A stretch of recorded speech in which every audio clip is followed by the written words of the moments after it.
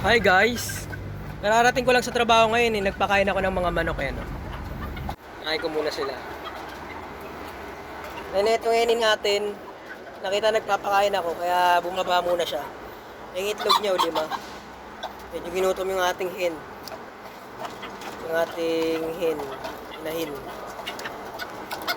Nakain ko muna siya.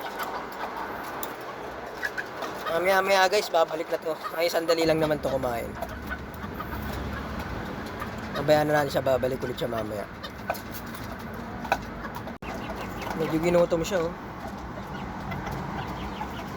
Pag naglilimlim po ako kasi itong ganitong inahin, mga 3 araw wala itong babaan. Nung araw na siyang hindi kumakain. Ganyan ka tindi ang pagmamahal ng isang inang bantam sa kanyang mga itlog. Mamaya babalik na yan dyan. Yan guys, bumalik na yung ating hen. Yan. Sandali lang talaga kumain yan eh. Hindi nga naubos yung pagkain niya. Sandali lang talaga siya kumain kasi ayaw natatingga ng matagal yung kanyang mga itlog. Kaya kailangan mainitan agad yun. Yan lang po mga kabanta. Kung interesado po kayo sa ganitong panonood, mag-subscribe lang po kayo.